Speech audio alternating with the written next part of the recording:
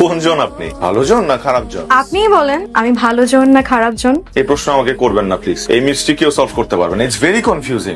আমিও অনেক কনফিউজড। কেন তুমি কনফিউজ কেন? মানে আমি তো জানতাম ডক্টরদের আইকিউ অনেক ভালো হয়, ডক্টররা অনেক পড়াশোনা করে, তো আপনার তো এটা ইজিলি বলতে পারার কথা না যে আমি ভালো জন না খারাপ জন। এখন তো মনে হচ্ছে আপনি নকল করে পাশ করছেন। জি না ম্যাডাম, আমি মানবদের অভ্যন্তরীণ জিনিস নিয়ে পড়াশোনা করেছি, বাহ্যিক বিষয় আমার কোনো আগ্রহ নেই। তারপরেও আমি ট্রাই করে দেখতে পারি। একটু বামে তাকাও, একটু ডানে, একটু উপরে, একটু নিচে। একটা তিল নাই, একটা জন্ম দাগ নাই, চিনবো কি করে? চিনতে পেরেছি। আপনার আর প্রেশার নিতে হবে না, আপনি অলরেডি অনেক প্রেশার নিয়ে ফেলছেন। আমি খারাপ জন। I knew it. ভালো জন আপনার জন্য পায়েস রান্না করে পাঠিয়েছে। একা একা থাকেন কি খান না খান। Thank you. তোমাকে থ্যাংক ইউ বলছি কেন? থ্যাংক ইউ তো বলা উচিত ভালো জনকে, কিন্তু ভালো জনকে আমি এটাও বলতে চাই যে এরপর থেকে যদি কিছু পাঠানো হয় সে যাতে নিচ থেকে এসে দিয়ে যায়। আপনি যেভাবে চিৎকার করে বলছেন আমার বাসায় গিয়ে আর কিছু বলতে হবে না। আসলেই খারাপ জন।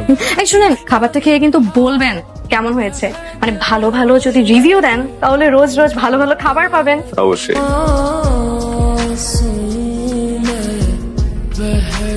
অনেক বছর পর এমন পায়েস খেলাম, ঠিক যেন দাদির হাতে বানানো পায়েস। ও মা, নাম্বারও দেখে দিয়ে দিছে, দেখে আমাকে দে।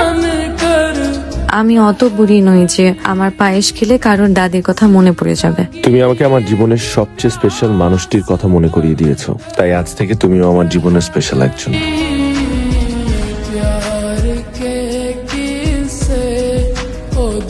কোথাও যাওয়া হয়েছিল এই সাত সকালে? শুনতে পাই নাই। তুমি সবসময় এরকম চুপচাপ, মানে নিচ থেকে কিছু বলো না, কিছু জিজ্ঞেস করলে সুন্দর করে উত্তর দাও না। পাশের ফ্ল্যাট থেকে সবসময় জারার কণ্ঠ শুনতে পাই। তুমি কিন্তু টেক্সটে অনেক অনেক ফ্লুয়েন্ট, অনেক কিছু বলো, নিজের অভিব্যক্তি প্রকাশ করো, কিন্তু সামনাসামনি পুরাই ডিফারেন্ট। সারা, তোমার সাথে আমার কিছু কথা আছে। আমি সারা না, আমি জারা। সরি। শুনেন, আমি সারাই। এই আদিল টেক্সট করেছে, একটু রিপ্লাই দিয়ে দে না। আমি কি বলবো আমি না বুঝতে পারছি না। প্রেম করবি তুই আর রিপ্লাই দিব আমি? প্লিজ দাঁড়া, তুই তো ভালো মতন গুছাই টুছাই কথা বলতে পারিস, আমি তো তাও পারি। একটু দিয়ে দে না। দেখি ফোনটা দে। পছন্দের কোনো রং হয় না, রং সুন্দর বলেই তাকে রং নামে ডাকা হয়। এভাবেই আস্তে আস্তে আমি আর সারা একে অপরকে ভালোবেসে ফেলি। 2 বছর পর আমি পোস্টিং নিয়ে ঢাকার বাইরে চলে আসি।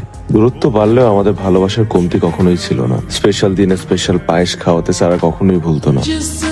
তারপর 2 পরিবারের সম্মতিতে আমাদের বিয়ের দিনক্ষণ ঠিক।